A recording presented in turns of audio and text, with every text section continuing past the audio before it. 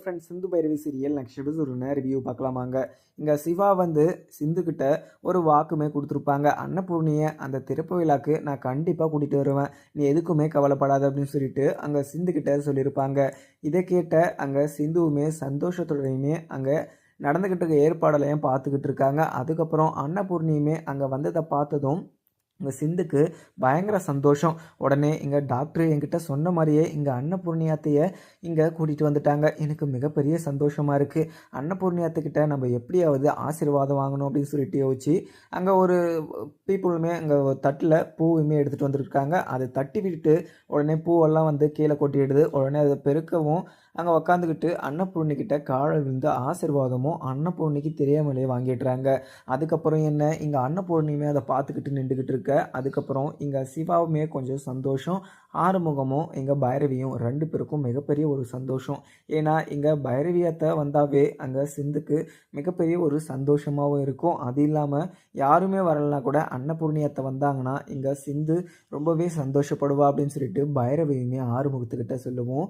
ஆறுமுகம் இது கேட்டுட்டு, ஆமாம் பைரவி, இங்கே சிந்து மனசில் எவ்வளோ பெரிய ஹாப்பினஸ் பாருங்கள். இங்கே அன்னபூர்ணி அம்மாவை பார்த்ததும் இப்போ சிந்துக்கு ரொம்பவே சந்தோஷம். இதை பார்க்குற போது ஒரு கண்குள்ளா காட்சி மாதிரி இருக்குது அப்படின்னு சொல்லிட்டு இங்கே ஆறுமுகமும் பைரவி கிட்ட சொல்லிட்டுறாங்க. அதுக்கப்புறம் என்ன, அங்கே அங்கே கேட்ரிங் நேமுமே அங்கே அன்னம் மெஸ்ன்னு சொல்லிட்டு இருக்குது. அதை பார்த்த ஆறுமுகமும் இங்கே அன்னபூர்ணியும் 2 பேரும் மிகப்பெரிய ஒரு சந்தோஷம். உடனே இங்கே ஆறுமுகமும், அம்மா பார்த்தீங்களா, இங்கே உங்கள் பேரை தான் வச்சுருக்கா இங்கே சிந்து. அப்போ உங்கள் மேலே எவ்வளோ பெரிய மரியாதை வச்சுட்டு இருந்தா சிந்து உங்கள் பெரிய இங்கே கேட்ரிங்க்கு வச்சுருப்பா அப்படின்னு சொல்லிட்டு இங்கே ஆறுமுகமும் சொல்கிறாங்க. உடனே இங்கே அன்னபூர்ணி இதை பார்த்துக்கிட்டு என்ன சொல்லிட்டுன்னு சொல்லிட்டு தெரியாமல் நின்றுக்கிட்டு இருக்கவும், உடனே இங்கே சிவாவும், இங்கே பாரு சிந்து, இங்கே நடக்க வேண்டிய எல்லா ஏற்பாடும் நடந்துருச்சா, அதுவும் இல்லாமல் நீ இன்வைட் பண்ணவங்க எல்லாருமே வந்துட்டாங்கல்ல, இப்போ பூஜையெல்லாம் ஸ்டார்ட் பண்ணுறீங்களா அப்படின்னு சொல்லிட்டு அங்கே சிவாவுமே விசாரிக்கவும், உடனே அன்னபூர்ணியும், சிவா என்ன பண்ணிக்கிட்டு இருக்க, என்ன செக்கப்புக்காக கூட்டிகிட்டு வந்துட்டு இங்கே இவக்கிட்ட பேசிக்கிட்டு இருக்க, இவன் மூஞ்சை பார்க்குறதுக்கே என்னால் முடியலை, இங்கே இந்த ஒரு ஃபங்க்ஷனுக்கு நான் கலந்துக்க மாட்டேன், அதுவும் இல்லாமல் வீட்டில் இருக்கவங்க யாருமே வரக்கூடாதுன்னு சொல்லிட்டு இருந்தேன், ஆனால் இந்த ஹாஸ்பிட்டலுக்கு கூட்டணும் வந்ததும் இல்லாமல் இவக்கிட்ட பேசிக்கிட்டு இருக்க, இங்கே நடக்க வேண்டிய வேலையை பார்க்கலாம் வா சிவா அப்படின்னு சொல்லிட்டு அன்னபூர்ணியுமே சொல்கிறாங்க. உடனே சிவாவும், இது பெரியம்மா, இங்கே எவ்வளோ கஷ்டப்பட்டுருக்கா சிந்து, அதுவும் இல்லாமல் இந்த ஹாஸ்பிட்டல் நல்லதுக்காக கேட்ரிங் இது கான்டாக்டை எங்கள் சிந்துக்கு நம்ம ஒப்படைச்சிருக்கோம், அது இல்லாமல் நம்ம ஹாஸ்பிட்டலுக்கு நல்லதுக்காக தான் இங்கே கேட்ரிங்கே நம்ம இவக்கிட்ட ஒப்படைச்சிருக்கோம், அது இல்லாமல் இங்கே வர கஸ்டமர் எல்லாமே அவங்க நல்லபடியாக திருப்தியாக சாப்பிடணும் அப்படின்றத நம்மளுடைய ஒரு நல்ல ஒரு எண்ணங்கள். அந்த ஒரு சாப்பாடு நல்லபடியாக இருக்கணும் அப்படின்னா நீங்கள் ஓப்பன் பண்ணி வச்சா தான் நல்லபடியாக இருக்கும். ஏன்னா நீங்கள் சிந்து மேலே பயங்கர கோபமாகவும் இருக்கலாம், ஆனால் இந்த ஹாஸ்பிட்டல் நல்லதுக்காக நீங்கள் இதை கூட பண்ண மாட்டீங்களா அப்படின்னு சொல்லிட்டு அங்கே சிவாவுமே அன்னபூர்ணிக்கிட்ட சொல்கிறாங்க. அன்னபூர்ணியுமே இதை கேட்டுட்டு என்ன சொல்கிறதுன்னு சொல்லிட்டு தெரியாமல் நின்றுக்கிட்டு இருக்கவும், உடனே சிந்துவும், ஆமாங்கத்த, உங்களுடைய ஆசீர்வாதம் எனக்கு எப்போவுமே இருக்கணும், அதுவும் இல்லாமல் இந்த திறப்பு விழாவை நீங்கள் தான் சிறப்பிக்கணும், அது இல்லாமல் நீங்கள் தான் இந்த ரிப்பனை கட் பண்ணி நீங்கள் இந்த கேட்ரிங்கை ஓப்பன் பண்ணி வைக்கணும் அப்படின்ற மாதிரியுமே சிந்து சொல்கிறாங்க. அத்தை, நீங்கள் என் மேலே எவ்வளோ கோபமானாலே இருங்க, ஆனால் நீங்கள் இந்த திறப்பு விழாக்கு கலந்துக்க மாட்டேன்னு மட்டும் சொல்லிடாதீங்க. ஏன்னா இங்கே டாக்டருமே இந்த ஹாஸ்பிட்டலில் மிகப்பெரிய ஒரு நல்ல பேரையுமே எடுத்திருக்காரு. அவர் கடைசி வரைக்கும் இந்த ஹாஸ்பிட்டலில் எல்லாருக்கிட்டையுமே நல்ல பேர் எடுக்கணும் அப்படின்னா உங்களுடைய ஆசீர்வாதம் எல்லாருக்குமே வேணும் அத்தை அப்படின்னு சொல்லிட்டு சிந்துவுமே சொல்லுவோம். அதுக்கப்புறம் இதை கேட்ட அன்னபூர்ணியும் இதுக்கு ஓகேவும் பண்ணிவிட்டு அந்த ரிப்பன் கட் பண்ணுறதுக்காக சமைச்சுமே சமைச்சிடுறாங்க. இதை பார்த்த அங்கே சிவா, ஆறுமுகம், பைரவின்னு சொல்லிட்டு இவங்க எல்லாருக்குமே மிகப்பெரிய ஒரு சந்தோஷமாக இருந்தாலையும் இவங்களுக்கு எல்லாரையும் விட இங்கே சிந்துக்கு மிகப்பெரிய ஒரு சந்தோஷம்தான். ஏன்னா இங்கே அன்னபூர்ணியும் வரமாட்டாங்க, வீட்டில் இருக்கவங்க யாருமே வரக்கூடாது அப்படின்னு சொல்லிட்டு அன்னபூர்ணி அங்கே ஒரு சவாலுமே விட்டாங்க. ஆனால் அது எதுவுமே தகுதிபடியாக்கி இங்கே சிவாவும் அன்னபூர்ணியை ஹாஸ்பிட்டலுக்குமே கூட்டிகிட்டு வந்திருப்பாங்க. ஆனால் இங்கே அன்னபூர்ணி ஹாஸ்பிட்டலுக்கு வந்த கையோட அந்த திறப்பு விழாவை செருப்பிச்சிட்டு போகலாம் அப்படின்ற மாதிரியுமே டிசிஷன் எடுத்துடுறாங்க. இதை கேட்டதுமே சிந்துக்கு ரொம்பவே சந்தோஷம். அங்கே எல்லாமே ஏற்பாடுமே நடந்துக்கிட்டு இருக்கு. மகாவும் அங்கே வீட்டில் உட்காந்துக்கிட்டு இங்கே அக்கா எங்கே போயிருக்கான்னு சொல்லிட்டு தெரியல அப்படின்ற மாதிரி இன்னும் முழிச்சுக்கிட்டு இருக்காங்க. அதுக்கப்புறம் என்ன, இங்கே மகா ஒருவேளை இங்கே சிந்துவோட அந்த கேட்டரிங் திறப்பு விழாக்கு போயிட்டுருப்பாங்களோ அக்கா அப்படின்னு சொல்லிட்டு யோசிக்கிறாங்க. உடனே யோசிக்கவும், இல்லை ஆமாம்மா இங்கே இந்த வீட்டில் யாருமே இல்லை, ஆறுமுகம், பைரவி, இங்கே அன்னபூர்ணி அக்கான்னு சொல்லிட்டு இவங்க யாருமே இல்லைனா அப்போ அங்கே தான் போயிருக்கணும் அப்படின்னு சொல்லிட்டு மகாவும் யோசிக்கவும் அங்கேருந்து கிளம்பிடுறாங்க. அதுக்கப்புறம் என்ன, இங்கே பைரவியும் ஆறுமுகமும் 2 பேரும் நின்றுக்கிட்டு, பைரவி இங்கே பாரு பைரவி, இங்கே சிந்து நினச்ச மாதிரியே அன்னபூர்ணி அம்மாவும் இங்கே வந்துட்டாங்க. அதுவும் இல்லாமல் சிந்துவோட சந்தோஷம் எல்லாமே நல்லபடியாக நடந்துக்கிட்டு இருக்குது. அதுவும் இல்லாமல் கேட்ரிங்குமே நல்லபடியாக இருக்கணும். நான் கடைசி வரைக்கும் இங்கே சிந்துவை எல்லாருமே நல்லபடியாக வாழ்த்தணும் அப்படின்னு சொல்லிட்டு ஆறுமுகமும் பைரவி கிட்ட சொல்லவும், பைரவி வந்து ஆறுமுகம் நீ எதுக்குமே கவலைப்படக்கூடாது. ஏன்னா சிந்து வந்து எல்லாருக்குமே ஒரு நல்ல ஒரு ஃபுட்டாக தான் சமைச்சு கொடுப்பா.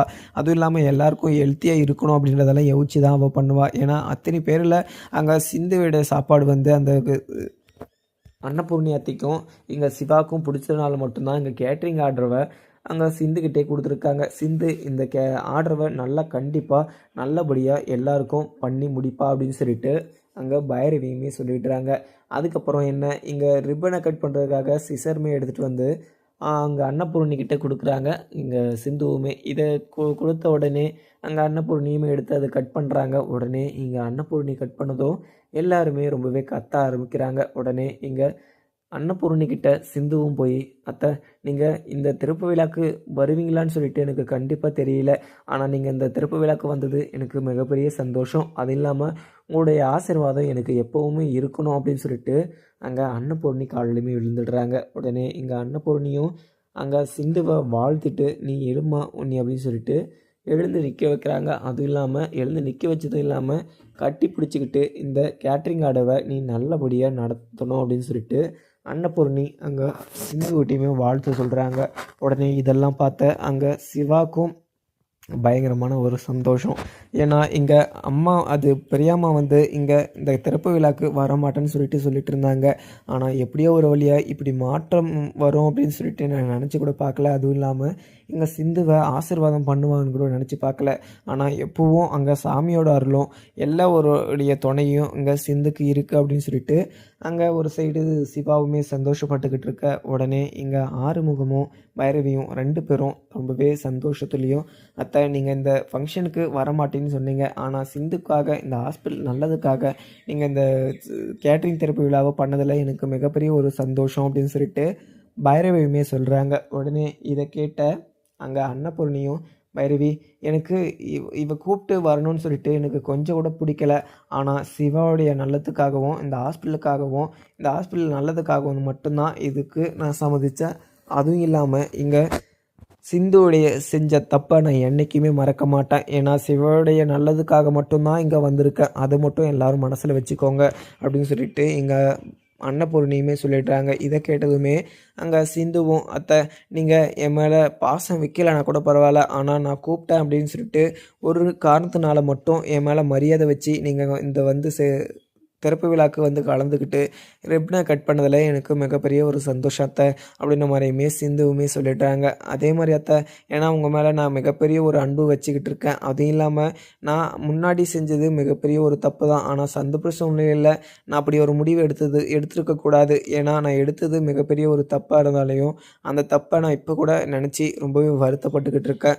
நான் என்றைக்குமே உங்களுக்கு நான் ஒரு நல்ல ஒரு மருமகளாக இருக்கணும் அப்படின்னு சொல்லிட்டு ஆசைப்பட்றேன். ஏன்னா நீங்கள் என் மேலே எவ்வளவோ கோவம் இருக்கலாம், அதுவும் கூடிய சீக்கிரம் என் மேலே இருக்கிற கோவம் வந்து உங்ககிட்டருந்து போயிடும் அப்படின்னு சொல்லிட்டு எனக்கு ஒரு நம்பிக்கை. அதுவும் இல்லாமல் நான் செஞ்ச தப்புக்கு நான் தண்டனை அனுபவிச்சுக்கிட்டு இருக்கேன்.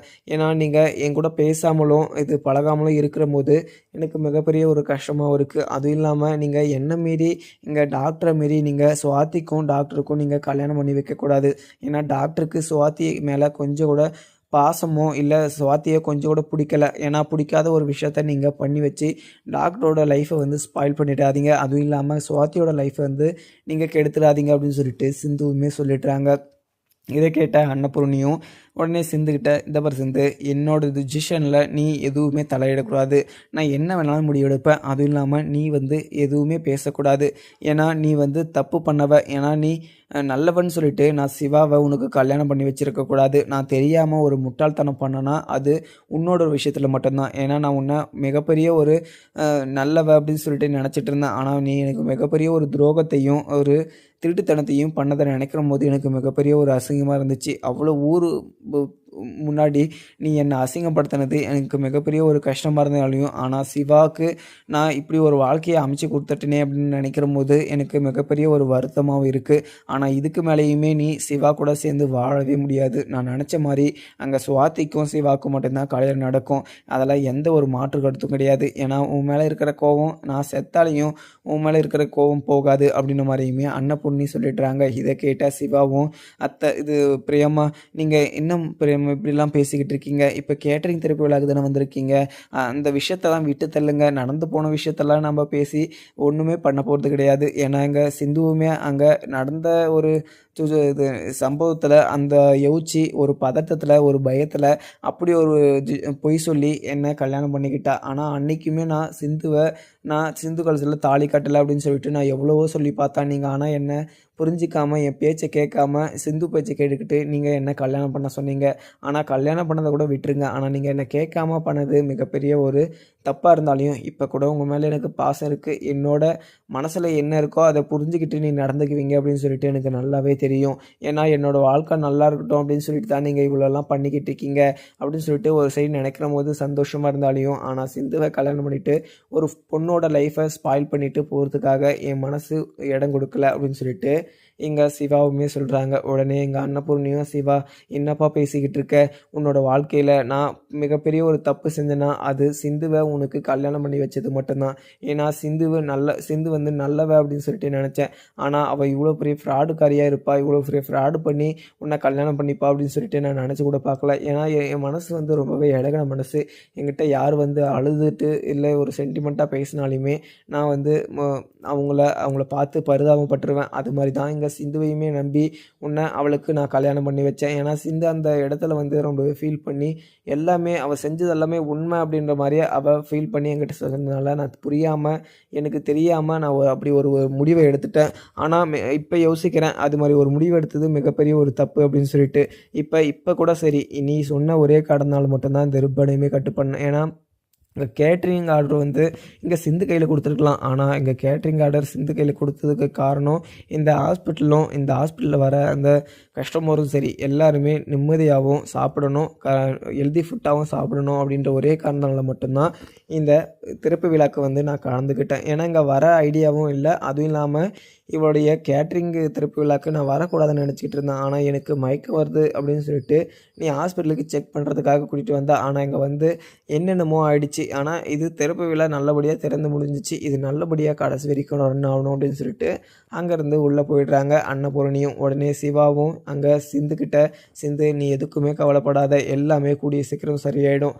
அம்மாவும் உன் மேலே இருக்கிற கோவம் வந்து கூடிய சீக்கிரம் மறந்துடுவாங்க. ஏன்னா இப்போ இங்கே இந்த திறப்பு விழாக்கு அம்மா வரவே மாட்டாங்க அப்படின்ற மாதிரி சுச்சுவேஷன் இருந்துச்சு. ஆனால் கடைசி நேரத்தில் இப்போ அம்மா பிரியாம்மா தான் வந்து இந்த திறப்பு விழாவை சிறப்பிச்சாங்க அப்படின்ற மாதிரியுமே இங்கே சிவாவுமே சொல்கிறாங்க. இதை கேட்ட இங்கே சிந்துவுமே, டாக்டர் எனக்கு இதுவே மிகப்பெரிய ஒரு சந்தோஷமாக இருக்குது. ஏன்னா அன்னபூர்ணியத்தை வருவாங்களா வரமாட்டாங்களான்னு சொல்லிட்டு நினச்சிட்டு இருந்தேன். ஆனால் நீங்களையுமே எங்கிட்ட வாக்குமே கொடுத்தீங்க. அங்கே அன்னபூர்ணி பிரியாமாவை நான் கண்டிப்பாக இங்கே உன்னோட திறப்பு விழாக்கு நான் கூட்டிகிட்டு வருவேன், நீ எதுக்குமே கவலைப்படாத அப்படின்னு சொல்லிட்டு என்கிட்ட சொல்லி அனுப்பிச்சிங்க. ஆனால் நீங்கள் கொடுத்த வாக்கை நீங்கள் கண்டிப்பாக எதுவுமே சொல்லாமல் மீறாமல் நீங்கள் அன்னபூர்ணியத்தையே நீங்கள் கூட்டிகிட்டு வந்ததில் எனக்கு மிகப்பெரிய ஒரு சந்தோஷம்.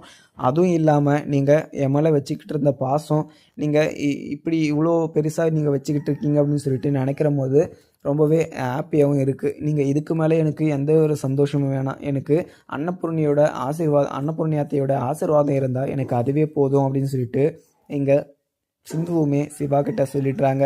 சிவாவும், சிந்து நீ இதுக்கு மேலே எதுக்குமே கவலைப்படக்கூடாது, இங்கே கேட்ரிங் ஆர்டரை நீ நல்லபடியாக முடிச்சு கொடுக்கணும், அதுவும் இல்லாமல் கடைசி வரைக்கும் இந்த கேட்ரிங் வந்து உன் கையில் தான் இருக்கணும் அப்படின்ற மாதிரி நீ சமைச்சு எல்லாருக்கும் நல்ல ஒரு ஃபுட்டை கொடுக்கணும் அப்படின்னு சொல்லிட்டு சிவாவுமே சொல்லிடுறாங்க. அதுக்கப்புறம் என்ன, இங்கே ஆறுமுகமும் பைரவியும் வந்து நின்றுக்கிட்டு இருக்காங்க. உடனே இங்கே ஆறுமுகமும் சிந்துவை பார்த்து, வாழ்த்துமே சொல்கிறாங்க. உடனே இங்கே நன்றி ஆறுமுகம், எனக்கு நீங்கள்லாம் வந்ததில் எனக்கு மிகப்பெரிய ஒரு சந்தோஷம். அதுவும் இல்லாமல் நீங்கள் அன்னபூர்ணி அத்தையை கூட்டிகிட்டு வந்ததில் எனக்கு அதை விட சந்தோஷம். இதுக்கு மேலே எனக்கு வேறு எதுவுமே வேணாம் அப்படின்ற மாதிரியுமே இங்கே சிந்துவுமே சொல்லிடுறாங்க. அதுக்கப்புறம் என்ன, இங்கே பைரவியுமே அங்கே சிந்துக்கிட்ட வந்து, சிந்து நீ எதுக்குமே கவலைப்படாத, உன்னோட லைஃப் வந்து இதுக்கு மேலே எல்லாமே சந்தோஷமாக இருக்கும். அன்னபூர்ணியத்தையும் கூடிய சீக்கிரம் உன் மேலே இருக்கிற கோவத்தை அவங்க மனசுலேருந்து போயிடும். அது இல்லாமல் அவங்க உன் மேலே இருக்கிற கோவத்தினால மட்டும்தான் இந்த திறப்பு விழாக்கு நான் வரமாட்டேன், அதுவும் இல்லாமல் இந்த வீட்டில் இருக்கவங்க யாருமே வரமாட்டாங்க அப்படின்னு சொல்லிட்டு இருந்தாங்க. ஆனால் நீ சொன்ன மாதிரி அங்கே அன்னபூர்ணியத்தையும் வந்து உனக்கு ஆசீர்வாதம் கொடுத்துட்டாங்க. நல்லபடியாக அந்த கேட்டரிங் திறப்பு விழாவுமே சிறப்பிச்சு உனக்கு நல்லபடியாக ஓப்பன் பண்ணியுமே கொடுத்துட்டாங்க. இதுக்கு மேலே நீ எதுக்குமே கவலைப்படக்கூடாது. நீ அன்னபூர்ணியத்தையை நினச்சி நீ அழகவுமே கூடாது. ஏன்னா இதுக்கு மேலே உன் மேலே இருக்கிற கோவம் வந்து அவங்களுக்கு கொஞ்சம் கொஞ்சமாக தனியும் அப்படின்னு சொல்லிட்டு இங்கே பைரவியுமே சொல்லிடுறாங்க. அதுக்கப்புறம் சரி பைரவி, எனக்கு மிகப்பெரிய சந்தோஷமாக இருக்குது. அதுவும் இல்லாமல் சந்தோஷத்தில் எனக்கு என்ன பண்ணுறதுன்னு சொல்லிட்டு தெரியல. ஆனால் பைரவி, நீங்கள் இருந்து எல்லாத்தையுமே பார்த்து சாப்பிட்டுட்டு தான் நீ போகணும் அப்படின்னு சொல்லிட்டு இங்கே சிந்துவுமே சொல்லிடுறாங்க. அதுக்கப்புறம் பைரவி இது கேட்டு, சரி சிந்து, நான் இங்கே இருந்து சாப்பிட்டுட்டு எல்லாமே முடிச்சுட்டு தான் போவேன். இப்போ அத்தைக்குமே செக்கப்புக்காக இங்கே சிவா கூட்டிகிட்டு வந்திருக்காரு. அது செக்கப் முடிகிறதுக்கே இன்னும் 2 மணி நேரம் 3 மணி நேரத்துக்கு மேலே ஆகும். ஏன்னா இங்கே நான் இருந்து உன்னோட சமையலை நான் சாப்பிட்டு பார்த்துட்டு தான் போவேன். ஏன்னா உன்னோட சமையல் நார்மலாகவே ரொம்பவே நல்லாயிருக்கும். ஆனால் இப்போ அன்னபூர்ணியத்தை வந்து இப்போ உங்களுக்கு ஆசீர்வாதம் வேறு பண்ணியிருக்காங்க. அதனால் நீ ரொம்பவே சந்தோஷமாகவும் ரொம்பவே டேஸ்டியாகவும் நீ சமைப்ப அப்படின்னு சொல்லிட்டு இங்கே பைரவியுமே சொல்லிவிட்டு அங்கேருந்து கிளம்பிடுறாங்க.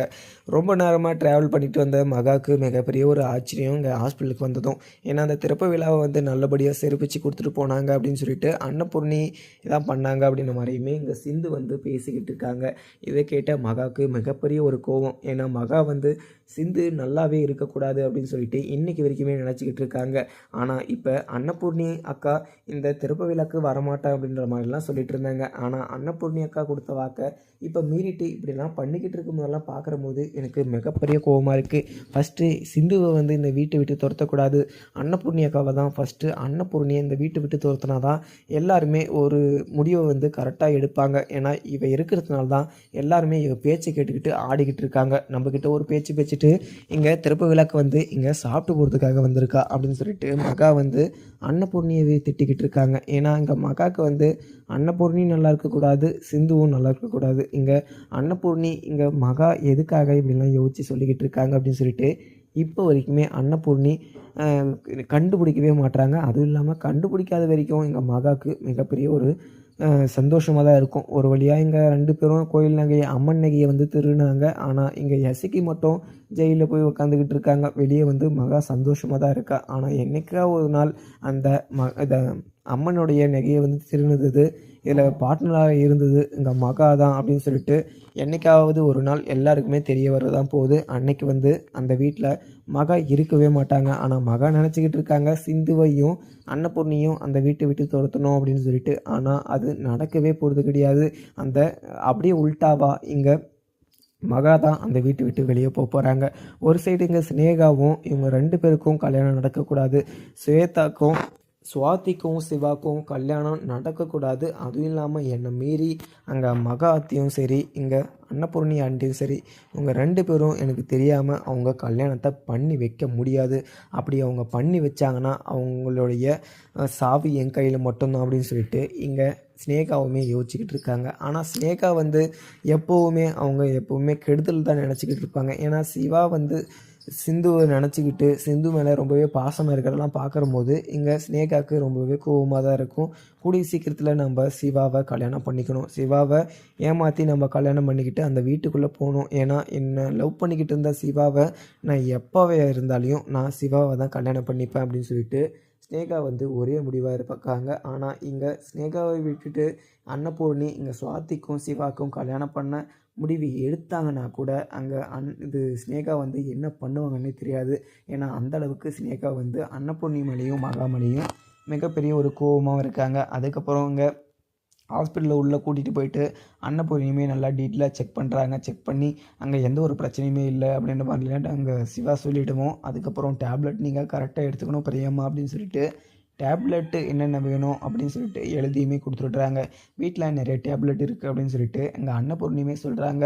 உடனே அன்னபூர்ணி சொன்னதை கேட்டதும், இல்லை பெரியம்மா, நீங்கள் இந்த இந்த மெடிசன் வந்து நீங்கள் கண்டிப்பாக எடுத்துக்கணும். நீங்கள் எடுக்கலைன்னா நீங்கள் இப்போ மயக்கம் போட்டு கீழே விழுற மாதிரி இருந்தீங்க இல்லையா, அதே மாதிரி தான் உங்களுக்கு கடைசி வரைக்கும் இருக்கும் அப்படின்ற மாதிரியெல்லாம் சொல்லிக்கிட்டு இருக்காங்க சிவா.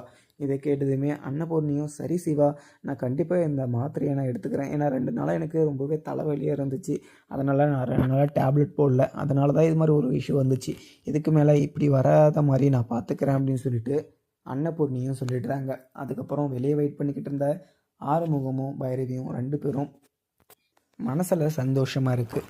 ஏன்னா இங்கே சிந்து வெடியை திறப்பு விழாக்கு வர முடியாதுன்னு நினச்சிட்டு இருந்தாங்க. ஆனால் சிந்துவுடைய திறப்பு விழாக்கும் வந்துட்டாங்க. அந்த திறப்பு விழாவையுமே பார்த்துட்டு ஒரு சந்தோஷத்தில் நின்றுக்கிட்டு இருக்காங்க. ஏன்னா இங்கே சிந்து வந்து எவ்வளோ தான் இங்கே துரோகம் பண்ணியிருந்தாலையும், இங்கே பைரவிக்கு எவ்வளோ தான் தப்பான ஒரு விஷயம் பண்ணியிருந்தாலையும், ஆனால் பைரவியும் சிந்துவுடைய மனசையும் சிந்துவுடைய கேரக்டரையுமே புரிஞ்சுக்கிட்டாங்கன்னே சொல்லலாம். ஏன்னா இங்கே ஆறுமுகத்தை பிடிக்காம தான் அங்கே பைரவி கல்யாணம் பண்ணாங்க. ஆனால் இப்போ எல்லாமே பிடிக்கிற மாதிரி ஒரு சுச்சுவேஷன்லாம் அமைஞ்சிக்கிட்டு இருக்குது. அதுவும் இல்லாமல் இங்கே பைரவி வந்து ஆறுமுகத்தை விருப்பம் இல்லாமல் கல்யாணம் பண்ணிக்கினான்னா அதுக்கு காரணமே இங்கே சிந்து மட்டும்தான். ஏன்னா சிந்துவை தான் கல்யாணம் பண்ணிக்கிட்டு தான் இருந்தார் ஆறுமுகம். ஆனால் அங்கே சிந்து வந்து சிவாவை லவ் பண்ணி சின்ன வயசுலேருந்தே பார்த்தீங்கன்னா ரொம்பவே பிடிக்கும் அப்படின்னு சொல்லிட்டு லவ் பண்ணிவிட்டு, ஆனால் சிவாவை தான் கல்யாணம் பண்ணிக்கணும் அப்படின்னு சொல்லிட்டு பொய் சொல்லி கல்யாணம் பண்ணிக்கிட்டாங்க. ஆனால் அவங்க அப்பா பட்ட அசிங்கத்தில் அவங்க பைரவியை வந்து ஆறுமுகத்தை கல்யாணம் பண்ணி வச்சுட்டாங்க. அதுக்கப்புறம் என்ன, இப்போ வரைக்குமே அங்கே பைரவி ஆறுமுகத்துக்கிட்ட டிவோர்ஸ் கேட்டுக்கிட்டு தான் இருக்காங்க. ஆனால் ஆறுமுகம், இந்த டிவோர்ஸில் உனக்கு எவ்வளோ பெரிய ஹாப்பினஸ்ஸாக இருக்குது, ஆனால் நான் உன்னை கல்யாணம் பண்ணதுனால வந்து நான் உன் கூட சேர்ந்து வாழணும் அப்படின்னு சொல்லிட்டு நினச்சிக்கிட்டு இருக்கேன். ஆனால் நீ நீ என் கூட டிவோர்ஸ் கிடைச்சா உனக்கு சந்தோஷமாக இருக்கும், நான் ஃபாரினில் போய் செட்டில் ஆகிடுவேன் அப்படின்ற மாதிரிலாம் பேசிக்கிட்டு இருக்கேன். நீ பேசுகிறதெல்லாம் பார்த்தா எனக்கு ரொம்பவே கஷ்டமாக இருக்குது பைரவி அப்படின்ற மாதிரிலாம் ஆறுமுகம் நிறையவே சொல்லியிருப்பார். ஆனால் இதெல்லாம் எதுவுமே கேட்காம பைரவி வந்து எடுத்த முடிவில் பின்வாங்காமல் அப்படி நின்றுக்கிட்டு இருக்காங்க. ஆனால் கடைசியில் இதுவுமே எல்லாமே சரியாயிடும். பைரவியும் ஆறுமுகமும் 2 பேரும் சேர்ந்து வாழ்வாங்க. அது எந்த ஒரு மாற்று கருத்துமே கிடையாது அப்படின்றது வந்து இங்கே பைரவிக்கும் தெரியும், ஆறுமுகத்துக்கும் தெரியும். ஆனால் இங்கே சிவா தான் அங்கே சிந்துவை எப்போ கல்யாணம் பண்ணிக்கிட்டு இந்த வீட்டுக்குள்ளே நல்லபடியாக வாழ போகிறாங்க அப்படின்ற விஷயந்தான் இங்கே அன்னபூர்ணி முடிவெடுக்கணும். ஏன்னா அன்னபூர்ணி வந்து எடக்கு முழுக்காவே இங்கே முடிவெடுத்துக்கிட்டு இருக்காங்க. இங்கே சுவாதிக்கும் சிவாக்கும் நிச்சயதார்த்தமும் பண்ணிட்டாங்க. அதில் கொஞ்சம் கூட விருப்பம் இல்லை அப்படின்ற மாதிரியுமே இங்கே சிவா வந்து அன்னபூர்ணிக்கிட்ட சொல்லியிருப்பாங்க. ஆனால் அன்னபூர்ணி இதை கேட்காம, நீ 1 வருஷம் இங்கே சுவாதி கூட பழகிப்பார், அப்படி நீ சுவாதி கூட பழகியுமே நீ சுவாத்தியை பிடிக்கல அப்படின்னா நீ வேறு எந்த முடிவை எடுத்தாலுமே அதுக்கு எனக்கு சம்மந்தம் அப்படின்ற மாதிரியுமே அங்கே அன்னபூர்ணி வந்து சொல்லியிருப்பாங்க. இதை கேட்ட சிவாவும் அங்கே அன்னபூர்ணி பெரியம்மா கிட்ட என்ன சொல்கிறேன்னு சொல்லிட்டு தான் நின்றுக்கிட்டு இருக்காங்க. ஏன்னா அங்கே சிவா வந்து என்றைக்குமே அன்னபூர்ணியை வந்து எதிர்த்து பேசினதே கிடையாது. ஆனால் அந்த நிச்சயதார்த்தத்தில் ஒரு வருத்தத்தில் அங்கே அன்னபூர்ணியை எதிர்த்து பேசியுமே அவருக்கு ஒரு நியாயத்தை வந்து கேட்டார். ஆனால் இதை கேட்டுமே இங்கே அன்னபூர்ணி வந்து ஒரு முடிவை வந்து சொல்லிட்டாங்க.